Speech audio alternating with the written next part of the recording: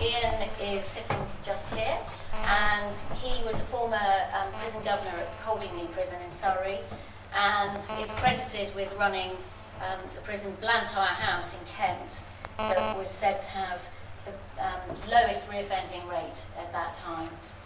So we're very lucky to have you here, Ian. Also ex-president of the Prison Governors Association. And next to Ian is Neil Woods. Neil has set up the UK base for a drug law reform group called Law Enforcement Against Prohibition, LEAP. He also has a memoir coming out soon because he's an ex-undercover drugs cop. And his memoir is Good Cop, Bad War. Had to get that plug in for you. David Scarbeck sits just here in red shoes. And David is senior lecturer in political economy at King's College London, and he focuses mainly on crime, prison and gangs. He also has written a book, The Social Order of the Underworld. Thanks, David. And next to David, in the middle, is Andrew Nielsen, who those of you in prison reform will know. He is the Director of Campaigns at the Howard League for Penal Reform. And next to Andrew, the only other woman on the panel, I see. Penelope Gibbs is Director of Transform Justice and Chair of the Standing Committee for Youth Justice. She's also a former magistrate, so it's great to have you here. And finally, over on the extreme left is Alex Cavendish, author, social anthropologist, former prisoner and prolific blogger. So in terms of the sort of way we'll take this on, each of our panellists will have 3 strict minutes to present their vision of how things can be improved in terms of prison reform and drugs.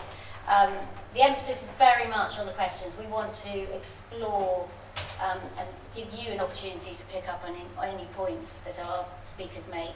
So we'll have 30 minutes for questions, and then we'll wrap up, and by 8 o'clock you should be out there. Their brief is that the Justice Secretary has seen this film. I'm sure he's aware of this problem going on anyway, but he has an ambitious plan for reform.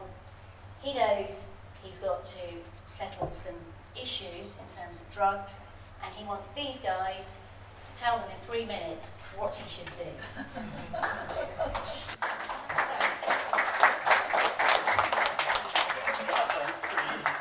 Is it? 3 minutes. Well, here we go. I'm going to speak really quickly.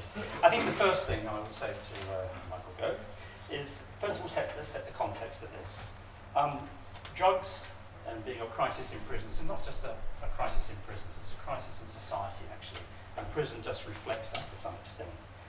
Just under, I think, 50% of the prison population are serving a sentence for drugs or a drug-related offence. That might be burglary or violence if it's been associated with the drug business.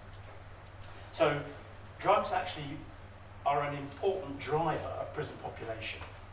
And we have a very large prison population, one of the highest actually in Europe. So that's part of the context. The other bit I would sort of say, to sort of put things in perspective, is that actually over the last 5 years or so, the position has got worse. And the sorts of things that have made it worse are, we've had the emergence of MPS, these new psychoactive substances. There's less resource now in the prison service, so it's harder to police what's going on. There's a larger market because the prison population has expanded quite enormously, so there are more people and to higher demand. And then we have drones, we have sleepers, we have mules and vulnerable staff. And probably during questions I'll pick up what some of those things mean if you don't already know. But all of that sort of mix contributes to this crisis that we're now seeing in our prisons. Now the current strategy, and it's a strategy we've had for some time in prison, there's something wrong with the strategy. It's about trying to curtail the supply and reduce the demand. So it's two prongs. The first bit, the supply, that's dealt with by legal apparatus, making laws, making things illegal, and security measures, searching, surveillance, those kind of things. So it's very hard-edged. The demand side is about trying to get the population not to take drugs. So it's either about detox, about programs, about education and awareness training. So the theory isn't bad, but the outcome is very poor. We are not making the inroads that we should be. We're not actually dealing with the problem, and it is getting worse, and it has failed. So why has it failed? Well, if you look at the supply side of things, we don't control the supply. The supply of the manufacture, the distribution and the sale of all illicit drugs lies in the hands of criminals and organised crime. The only regulation they have and how they keep their business operation model going is violence and coercion. That's the only sort of regulation that it exists. So it's an extremely violent, pernicious business. There's no legitimacy to it whatsoever. So if you want to address the drugs issue in prisons, this drugs crisis, you've got to do something about taking the supply away from criminals. You've got to legitimise it. Now that can be quite a contentious issue, because you've got to replace what we currently have with a system whereby we are actually supplying the drugs ourselves to people. And they're of good quality, we can control it, and if you wanted to sell it, you could, but that's another debate. But somehow, we've got to move to that position, because while it stays in the hands of criminals, we will never manage to get on top of the problem.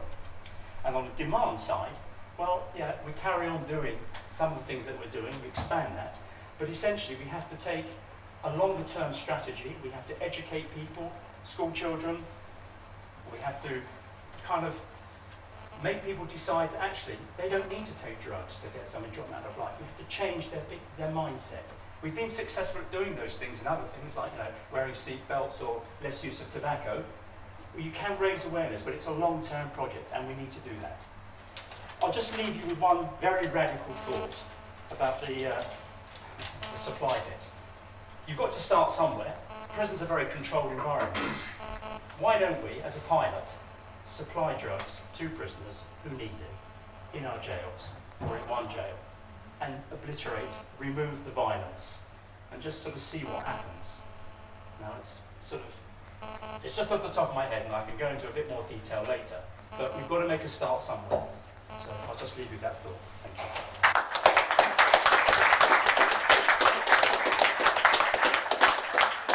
you. Neil. Thank you. Well, I definitely intended to echo a great deal of that. That's I agree with all of that. Start with a simple suggestion. If you want to have more manageable numbers in prison, then don't send drug users to prison. That's a very simple way of looking at it. But I think, again, echoing the point that was just made, the fact that the problem in prisons is symptomatic of the wider problem in society. It's worth bearing in mind that the organised crime groups which control the drug supply in the prisons with violence and with coercion are the same organised crime groups on the outside. So where people are coerced or where people work up enormous debts in the prison, those debts can be enforced by the same company, the same organised crime group which operates outside. So people therefore build up debts which are collected in all manner of horrific ways from family. I am aware of instances where people have been brought into prostitution as a result of drug debt from a family member in prison, because that's how the drug debt is going to be paid off.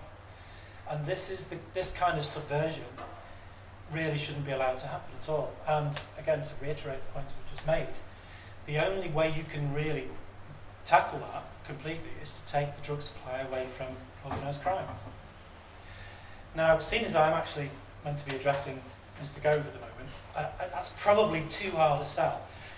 So I'll stick with something practical and pragmatic which could be done, which could improve things almost immediately.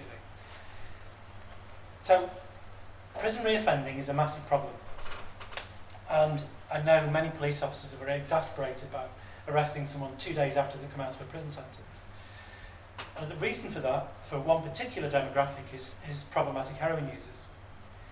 And again, I'm talking about the debt that gets built up. The debt is built up so much that as soon as they come out of prison, they're under pressure to bring down that debt.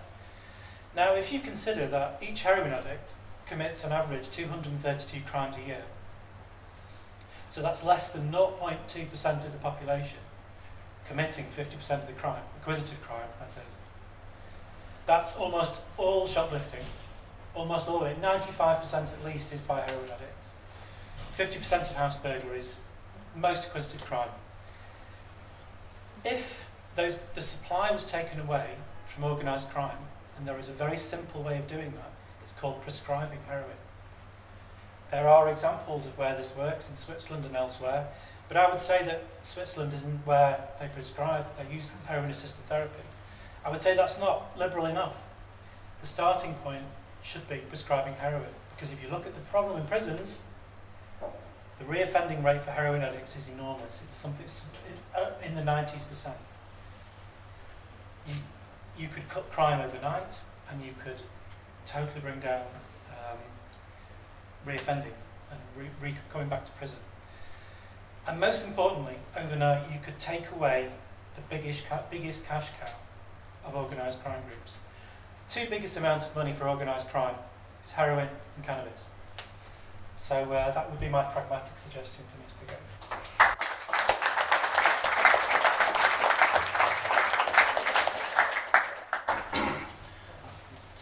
I believe that many of the problems that we see in prisons today are the result of asking prisons and prison officials to solve a problem that they're fundamentally incapable of solving. We're asking them to rehabilitate people in an environment where rehabilitation is incredibly difficult, if not impossible, systematically. When we think about the justifications for prison use, we typically turn to three possible solutions, or three possible justifications. The first is that we use prisons for incapacitation. There's less crime going on now because the people who would commit crimes are in prison and can't commit crime while they're outside. On that, I think that prisons are remarkably effective. However, they could be better for many of the ways that have already been discussed, which is that crime on the outside is controlled and aided by profits from drug sales within the prisons and drug sales on the outside. So the radical idea to liberalize the prison economy can contribute towards improving the order while incapacitating potential offenders. Likewise, legalizing drugs on the outside undermines the flow of people into prisons, the resources that are going to people who we don't want to have resources and influence and power in those communities. Small prisons are prisons that are easier to control, where inmates are easier to monitor and easier to protect. I come from the United States, and it's somewhat humorous to me to come here and think about reforming the prison system here. And so what I would say is don't follow the US system. Large prisons, maximum security prisons, are the foundations for organized crime and gangs within prisons. And in those environments, as are hinted at already in the video provided here, inmates have no option but to turn to gangs, to turn to some of the most lethal, ruthless, and dangerous people for safety. So incapacitation, prisons can do well if done right. Small prisons with fewer drug offenders. Prisons deter crime. I think that there's actually genuine, rigorous evidence that shows that more prison use reduces crime at some margin, but the more you incarcerate, the less payoff you get in deterring crime. There's a diminishing return.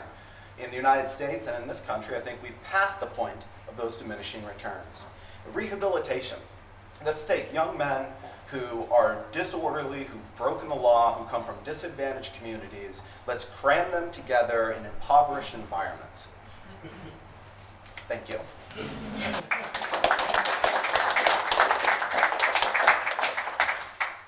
I'm going to stay in my seat because I'm comfortable. I hope you don't. I mean, some of what I was going to say has already been said, but I think the big thing that I would want to get across to the Secretary of State is the gap between rhetoric and reality, which we've seen in the film and in some of what we've heard. That gap exists in the community. It's even larger in prisons. Prisons are places where the state, in theory, has more control than anywhere else, and yet the state's zero tolerance policy on drugs can be contrasted with the fact that nowhere are drugs more rife than in prisons.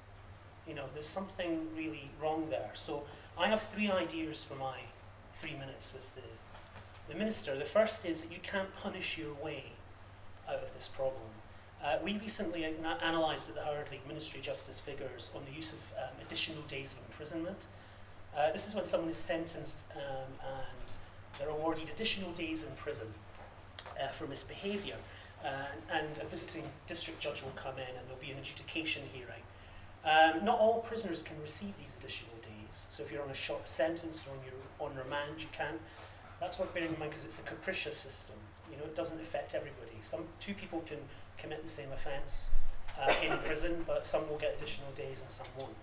It turns out that over 1 million days, or 2,890 years, of additional imprisonment has been imposed on prisoners found to have broken prison rules in the last 6 years. The number of additional days handed out increased by almost 38% between 2014 and 15.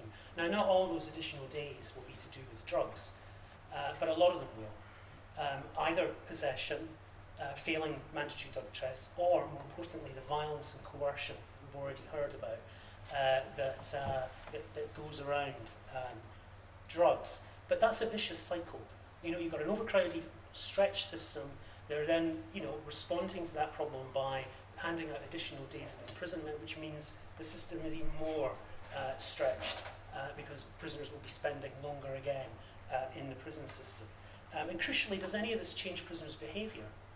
Well, no, we've seen, you know, we've seen that it doesn't change anything. We are in the end talking about people who are inured to punishment often because they have been in and out of the system so much. They live and they breathe punishment, and so they will just carry on regardless. My second idea would be not to confuse the rise of NPS as a cause of other problems like violence. NPS is a symptom in the same way that violence, the rise in violence, the rise in suicide, in self-harm, all these things are a symptom of something else, which is effectively overcrowding and having a system which has grown too big. The best response to something like NPS use is to create healthy, busy prison regimes. You get prisoners out of their cells and doing something. You know, we are talking about people who have pre-existing drug or alcohol issues, they maybe dual diagnosis, they've got mental health problems. You know, that person commits a crime probably because of those issues. They then go to prison. And the response at the moment is then to have them lie on their bunk all day doing nothing. I think it takes a very special kind of magical thinking to think that that's going to make them better people when they come out. So there's that. And then my third point, which comes back to this, which is that drug reform and indeed prison reform, creating the kind of healthy regime where there is work and training opportunities, there is lots of contact with staff, you're not spending all day in your cell. To create that will only be possible with sentencing reform. We need, you know, our prison population has doubled in the last 20 years because sentences have got longer, there's less flexibility, more mandatory sentencing, tying judges' hands. More people are going to prison for more things and they're going to prison for longer. And that has to be tackled if any practical reforms on either drugs or prison regimes can be put in place. Thank you.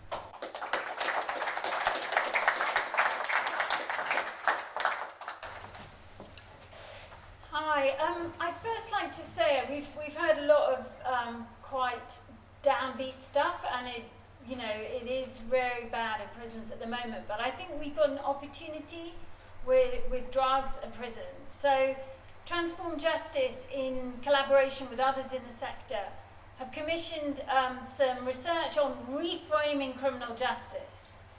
And the bad news is that our population is still very convinced that prison is the answer to most crime. There are ways of getting out of it, which if anybody wants to talk to you afterwards, I'll talk to you about. But actually, there's a small opportunity there. Because when you talk to people about what their kind of innermost beliefs about crime are, and you say, what is crime? Actually, drugs crimes does not come out in their image of crime, in their spontaneous view of what crime is. For most people, crime as in what should be punished in prison is about violent crime, murder, sexual crime, and burglary. You know, things which affect property or the person. So in a sense, drugs comes outside that, and we have to remember that that is a big opportunity. It basically what it says is that in terms of the punishment of those who do drugs crimes, we have an opportunity to change it, probably without a major public backlash. And public backlash is what the politicians really fear. So now I'm going to echo what a lot of people have said, which is that in order to reduce the problems about drugs inside prison, let's send fewer people to prison, because then they won't be so crowded and those individuals won't be affected by the toxic effects of the dead end that is prison. And one of the things about prison is that people who actually have never taken drugs in their lives start taking drugs. So that is a very toxic effect. But let's talk about the people who probably were taking or dealing drugs beforehand. So in 2015, we had nearly 7,000 people sentenced to immediate custody for drugs offences, which was, in terms of those sentenced for immediate custody, probably about 9%. That's still quite a significant part of the prison population. And I think that my observation, and I may be wrong, is actually most of those are not the big businessmen who make huge money out of drugs.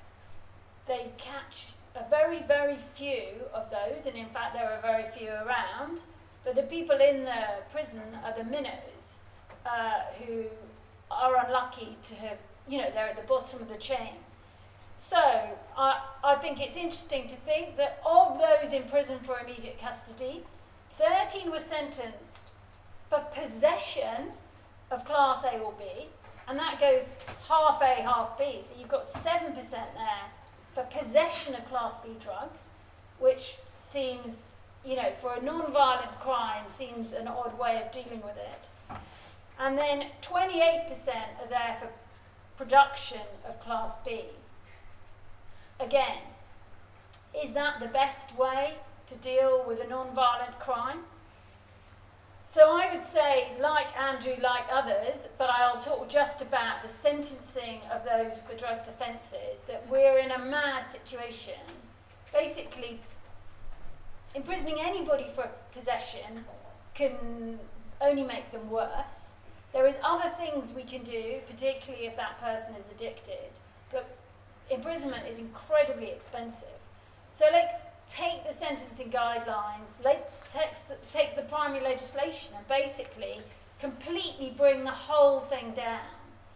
Now here I am being pragmatic to Mr. Gove. I'm not saying abolish these laws, get rid of them altogether. I'm saying take the whole, as it were, what we call the tariff down. This is publicly not something that is going to be a huge problem. There's a lot of appetite for it, and it will mean that your jails are shrunk, but also those people who, many of whom have addictions themselves, will be much better dealt with that kind of money in the community to help them get their lives together again. So I would go for sentencing reform. And I just want to say as a last thing that even our children are in prison for drugs offences.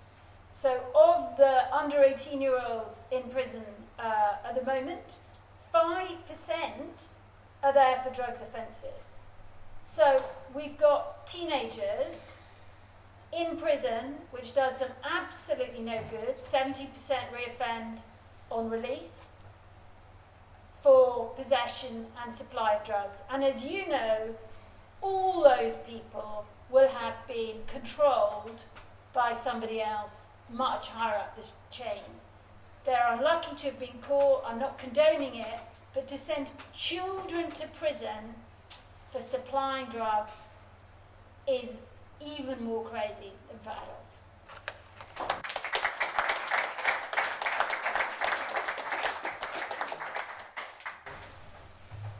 Thank you. I'll follow in Andrew's footsteps and remain seated because I think I'm right on the edge here. So, Not much. Right. Well, I think if I was addressing Mr. Gove, I'd probably say I agree with all the previous speakers and allow them to take the credit. I think what I'd say is I'm in a rather strange position here because I'm the only, as far as I'm aware, the only ex-con who's on the panel. But I'm also, as far as I'm concerned, quite rare in the prison system in that I've never taken any form of illegal drugs in my life. So I've been a disinterested observer along the prison wings that I've been on. And I spent well over 2 years living this reality on a day-to-day basis. And I've seen the impacts that drugs have. I've shared cells with people who are using, not for very long, because I've always tried to get out of that situation, because one of the things in a prison system is that you generally find if you're in with someone who's doing drugs, they're also into stealing from other prisoners. They can attract violence to your space, and they can make your life very, very difficult. And also you get what are called cell spins, where officers will come and basically search your cell, search you on a regular basis. So if anyone has the misfortune to go to prison in the future, my advice would be make sure that you're not sharing with someone who is into the drug culture, if at all possible. What I'd say to Mr. Gove is that current drugs policy in prison is basically a game of cat and mouse. And a significant proportion, perhaps certainly in the open prison I was in, I think it's over 60%, and it's possibly even higher now. And prisoners are taking those drugs and misdirected medication. Very big issue in prisons. Prisoners are prescribed medication and then it gets sold on or bullied out of prisoners, and it becomes another form of currency. And prisoners do this very simply because, one, they enjoy the effect, or most of the effect, of what's called getting your head out from the cell bars. It's a process of how you manage your sentence. Sometimes you hear it called the bird killer, bird being a prison sentence. And because most prisoners get away with it in real terms, it becomes a calculated risk worth taking for many people. And I don't think we should be neglecting the fact that many people who are in prison, they may well be deeply damaged in all sorts of ways, but many of them are risk takers.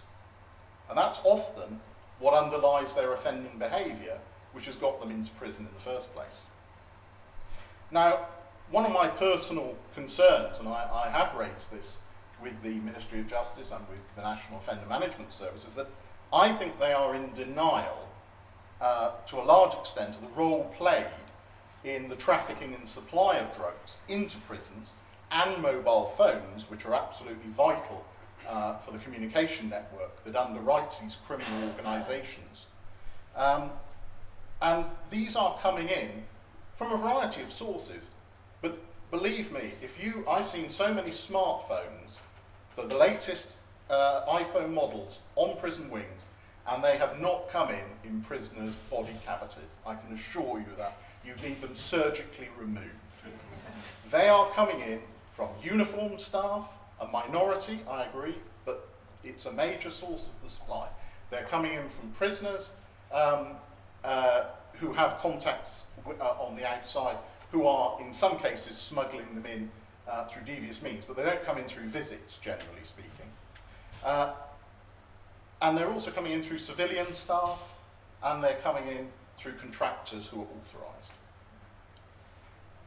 Mandatory drugs testing is another major thing I would raise with Mr. Gove, because my own view is that the law of unintended consequences has tended to drive prisoners towards taking harder drugs such as heroin, because it remains in the system for a much shorter period than, say, cannabis, which can still be detected up to 28 days or so afterwards, depending on a person's metabolism. So cannabis, which was for many years the prisoner's drug of choice, a relaxant, helps them sleep, helps them kill the bird. The MDT, the mandatory drugs testing policy that was introduced in 1994, has actually had the unintended effect of driving some prisoners more to the hard drugs. And as a policy based on internal disciplinary system of the prison, it has failed, and that is why our prison wings are awash with drugs. Now, the presence of MPS, we've heard earlier, these new psychoactive substances, they have radically changed the prison environment since 2012. And I was in prison at the time they started coming in. I saw the very first consignments arriving on the wing, and more people using them. And it has reached epidemic proportions. Every report from the Majesty's Inspectorate of Prisons is flagging up this very real risk. And the traditional power structures among prisoners have also mutated, and lots more prisoners are using and running up more debts with the consequences that previous speakers have mentioned. My final thing to Mr. Gove would be, I don't think there'll be any real progress until drug use in prison and in the wider society is treated firstly and foremostly as a medical social challenge. I think prisoners who are motivated to detox while they're in prison need to be accommodated in drug-free units and offered the appropriate support. But simply relying on prosecutions or the external adjudication system adding extra days is not going to work. It hasn't worked up till now. The problem's escalating. The question now is what evidence-based approach we can take to get to grips with it. Thank you.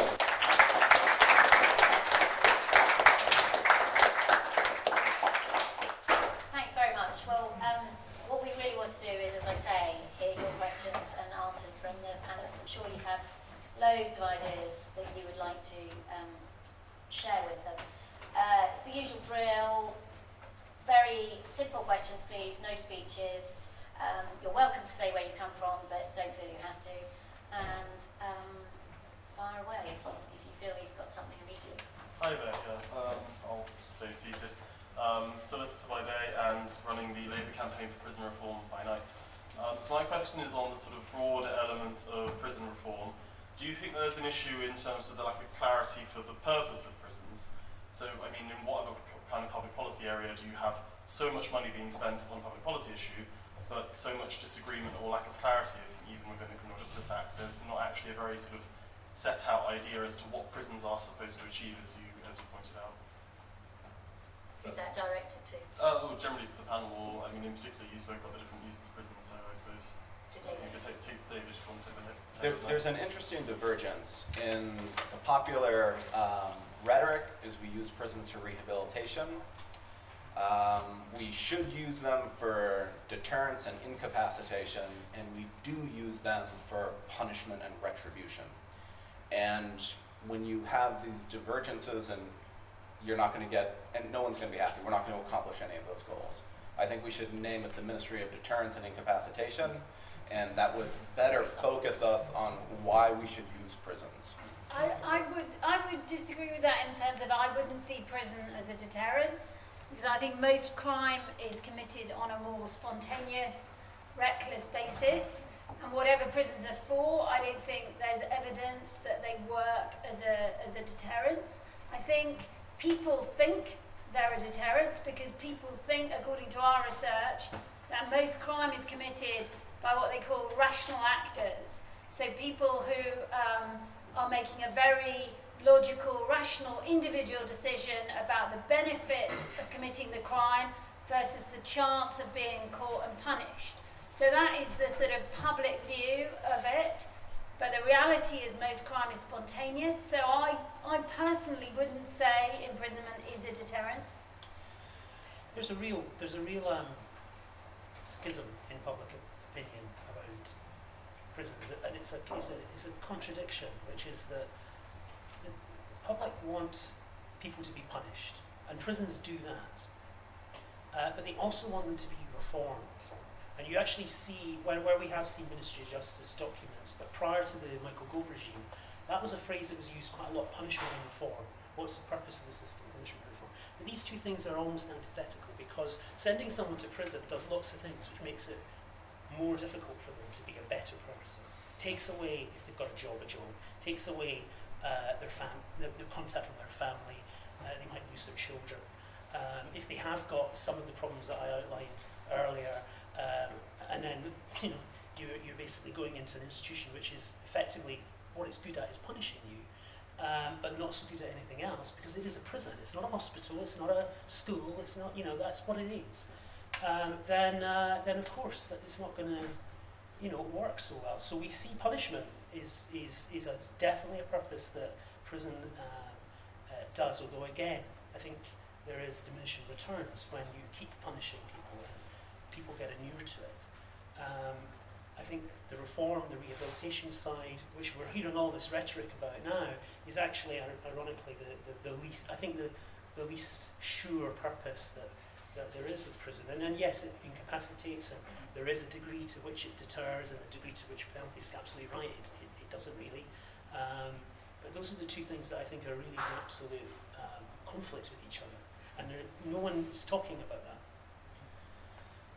I have actually observed where prison is a deterrent of sorts, so slightly disagree with you there, and that's where career criminals really make decisions to commit lesser offences because the prison sentences for certain crimes are much higher.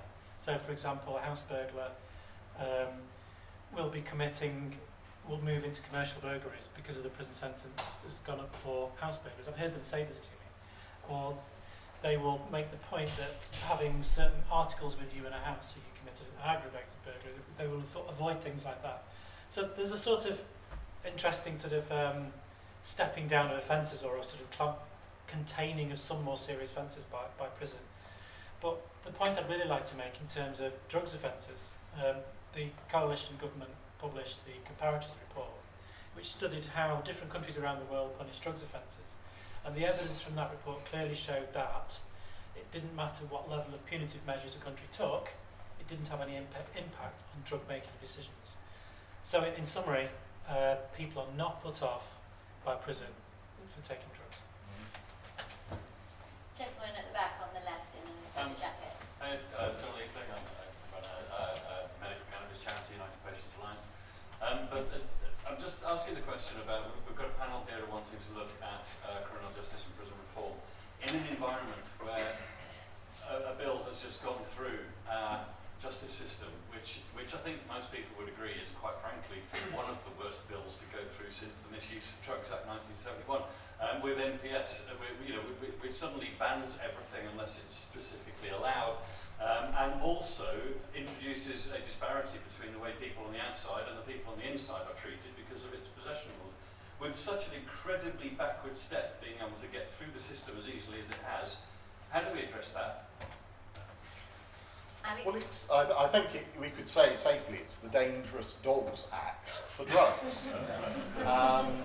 And I think what we're going to see is increasingly a situation where the internal prison justice system, the adjudication system, either governor's adjudication or external adjudicators, basically judges, coming in to hear cases, I think it's going to be swamped.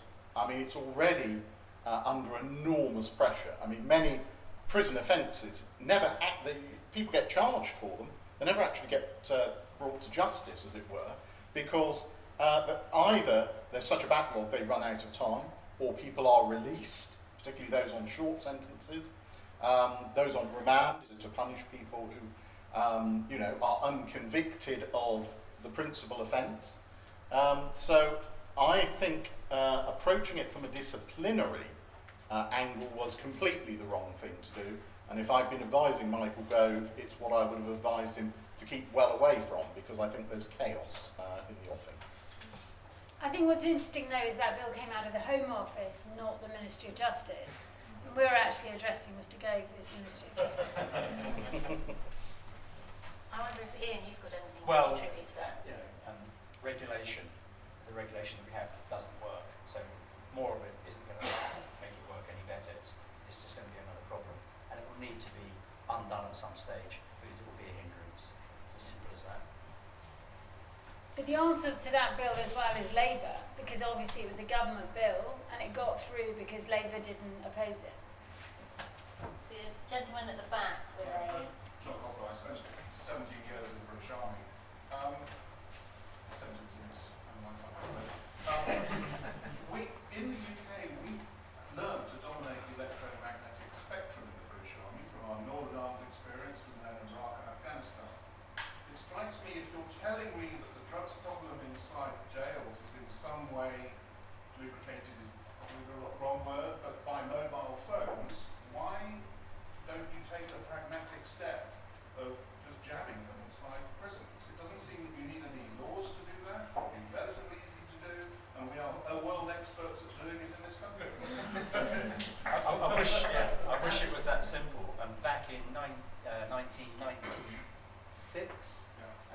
1998, I wanted to introduce jamming technology in the prison I was in at the time, but I could never get approval from the Home Office for it because I don't know whether the technology has changed, but we could not contain the jamming so that it didn't affect our near neighbours. Yeah, you That's can one thing. But the technology has moved on, and it is being piloted at the moment in some prisons, actually. Okay, good. You don't need, yeah, good, that's fine. That seems like a pragmatic step to move things forward when perhaps the law is likely to change more so. That's fine, thank you. I'm glad to hear it. I give prisoners about 3 months before they find a workaround. They're crafty. Guy with the beard. Yeah, what can we learn from the Netherlands where they're actually closing down prisons because they don't have enough prison population? What are they doing so differently, or is their population so different to ours? They were closing them down, but now they're renting them to the Norwegians.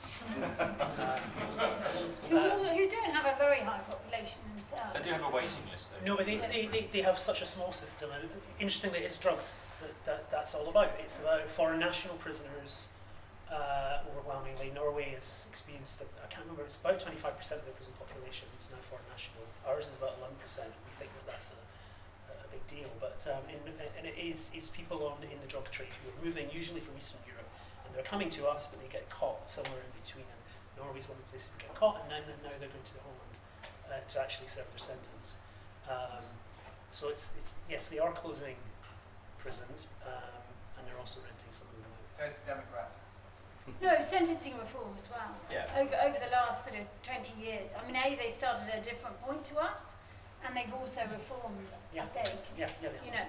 Well, per capita, we lock up nearly twice as many people as the average Western European country does. We are pretty much the highest in Western Europe. We are the highest in Western Europe, in fact. And how much of that is proportional to drug use? Well, we tend to send people to prison when other jurisdictions don't send people to prison for that type of offence. And when we do send them to prison, we send them to prison for longer. And we also use indeterminate sentencing far more lavishly than other jurisdictions. All of those things contribute to a high prison population, which then perpetuates. I mean, an interesting aside about the Dutch system, which I give you second hand as an anecdote, is I met somebody in a British prison who had been extradited, a British citizen, he'd been extradited from the Netherlands, and while he was held in remand in the Netherlands, in prison, and I should say that his alleged offence, which he was subsequently convicted of over here, was trafficking cannabis, was that you could buy cannabis on the prison canteen sheet. So there was a certain sense of irony he always found. You go to prison in Holland and you can buy it perfectly legally, even if you're going to be sent back to Britain and imprisoned for a very long time. Guy at the back with glasses and Thank you. My name's Sam Thomas. There's really interesting contributions tonight. We've talked a lot about the reasons that people end up in prison and the kind of experiences they have when they're there. I wondered if you could say a little bit about what the opportunities are for what happens when people are released. So we heard about the challenges that somebody who comes out with a heroin addiction can have in terms of debts, in terms of being back in prison straight away. But on day 1, day 2, day 3, what are the things that we could change in the system that might prevent some of these sort of, often gets called the revolving door straight back into prison? What opportunities are there to intervene there? Well, the one, if you were making one change there, but I'll caveat it, then I would look at the discharge grant, which has remained. So when you leave prison with the possessions that you came in with, a plastic bag, and £46 is given to you as a discharge grant. And that figure of £46 has remained unchanged since early 90s. £46, unchanged in 20 years at least. So no adjusting for inflation. My caveat though is that sadly, because of some of the problems that we talked about, that £46 currently gets spent on drugs straight away in the local pub that's outside the prison. And if you increased it, possibly it would just be spent on more drugs. That isn't an argument for not increasing the discharge grant, but I'm just saying, this is why we need bigger, wider rethinks about what we're doing with people. Sorry, I'm just sorry to circumstances upon which you think it's 46 pounds? Yeah. For everything, yeah. I mean, I think, sorry. No, it's just on Neil, you were nodding. I wondered what your perspective on it Well, is. it strikes me from speaking to people who prisoners over time, it's always horrified me just how little intelligent drug treatment there is inside prison. Obviously, there's been improvements and methadone prescriptions, and some jails excel at that kind of treatment. But I know it's expensive, but it always occurs to me for someone who has a problematic relationship with drugs, that they should be properly assessed and have drug counselling. And the problem is, for example, with heroin users outside prison is that their life is so chaotic that for those that need engagement with a drug counsellor, which is probably at least half of them, they don't do because their life's too chaotic, because they're involved in the crime. It strikes me that if they really do have to go to prison, and Mr. Gove, you really shouldn't send them there, but if they are there, surely, while you've got them there, that is the time when you could bring some counselling and perhaps have some kind of connection and introduction to what might be needed on the outside. Okay, so I think we've got time for one, possibly two very quick questions.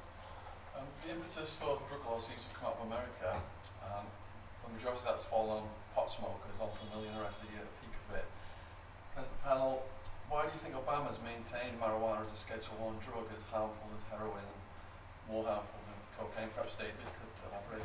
And also if you think it would be decriminalised here in the UK.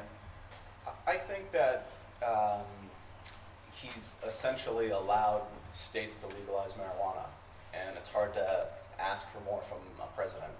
He didn't change the federal sentencing and regulations, but he's allowed marijuana to exist medicinally or recreationally in 30 states or something like that now, a dramatic number.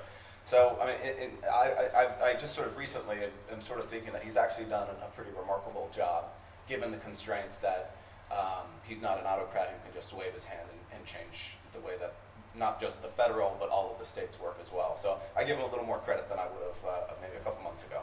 Thanks. One more question. Thank you. Yeah. Go in front.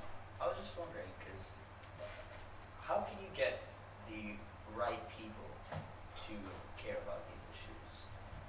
I know that a few months back when Michael Gove kept the court charge that gave Criminal court charge. I think it was almost 100 magistrates quit. I mean, it took 100 magistrates before he even considered it. It's ridiculous.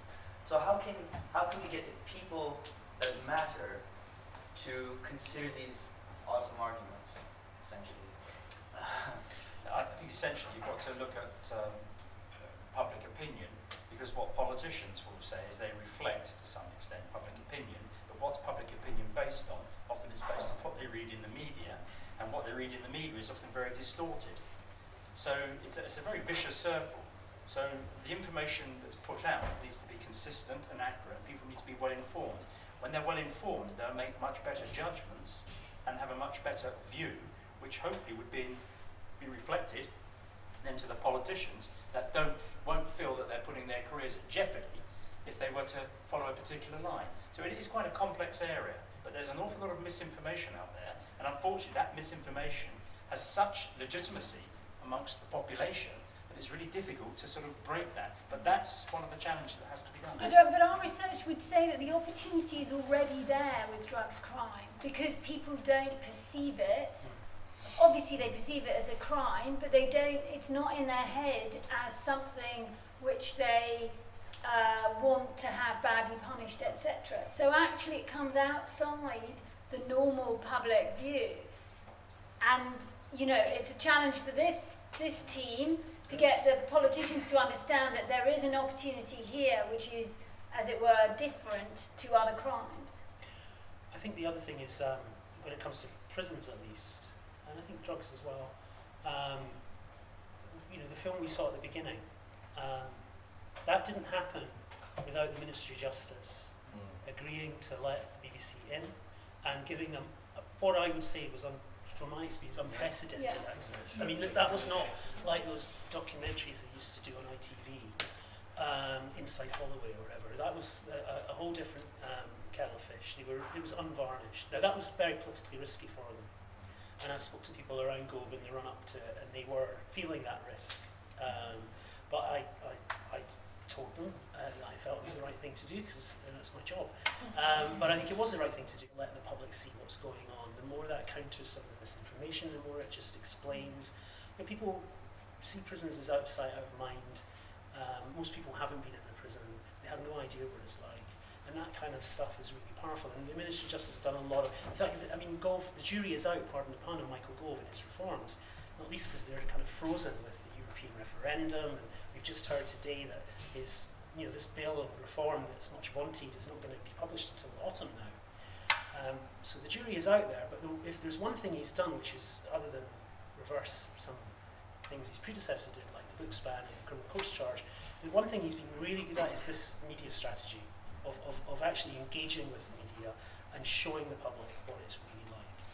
Which is a great chance now to jump in here. I think we've had some great questions, and I'm sure you're dying to get to those drinks. But have we got time for that takeaway message, or should we just introduce George? I think we're going to do a takeaway message. Okay.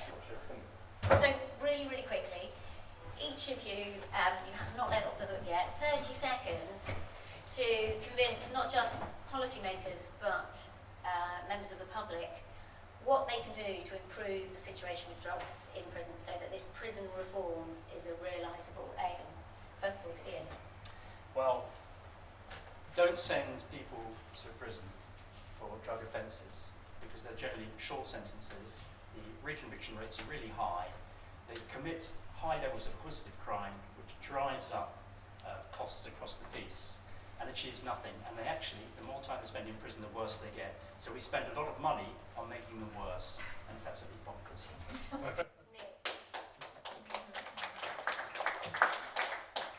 If a policy undermines organised crime and takes away their wealth, it's the right policy, and it's the time to be looking for those policies.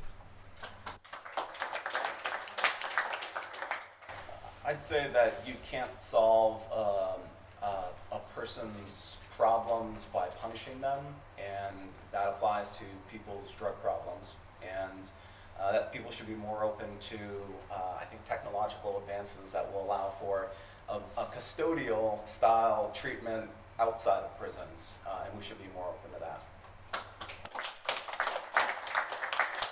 As I said at the beginning, when you think about drugs in prisons, there's just this massive gap between rhetoric and reality. It's about the size of the Grand Canyon.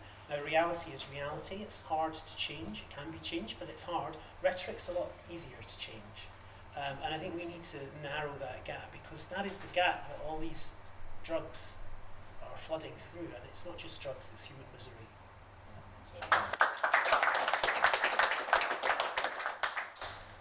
I would say look at a different way of doing sentencing outside prison.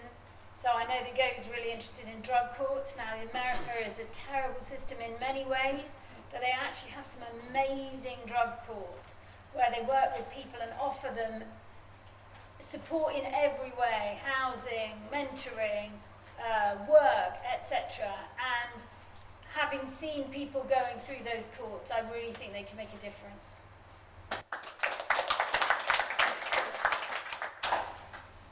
I think the simple answer would be to decriminalise personal possession, to treat those who have drug dependencies as people who are requiring a social, medical, psychological approach rather than an incarceration approach.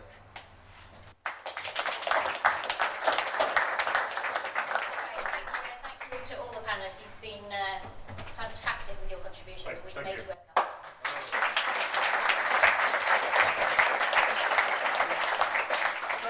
One last thing, we can probably just elegantly move you on there. Yeah, one sorry, last thing, I was saying earlier that basically we're moving beyond a publishing platform into an organisation that does more advocacy, policy making, and tonight we'd like to announce that we've brought George McBride on. George will say a little bit of himself in a second, but George is going to be leading all our work on prisons, and he's going to say a little bit more about what he's going to be doing. Hi everyone, thank you for coming along. So I'm really excited to have just joined VolteFace last week. I've been following them since their inception at the end of last year, and in a very short space of time they've really dramatically altered the landscape of drug policy reform in the UK in a really positive way, and they're taking great strides very quickly, and I'm really happy to be a part of it. So my background is I'm a no longer practicing barrister, and I've just moved from a think tank in Oxfordshire called the Beckley Foundation, which does research into psychoactive substances. So I come at this with a great interest in the criminal justice system and with drugs in our society, but with very little knowledge of the inside workings of our prison system. And I'm going to have to lean really heavily on our experts that I'm really thankful for coming in today and giving us such informed and interesting opinions on the topic. And to all the rest of you, anyone that's got anything that you want to say, please engage. Over the next 3 months, I'll be compiling a report on drugs in prisons, and I'll be looking for everybody to engage with me through Twitter, or if you want to come out for a coffee or a beer, or any way you want to get in contact with me. If you want to just stroll in off the street, I'm here most of the time too. So please get in touch, and I'm going to be just talking about prisons and drugs non-stop for the next few months.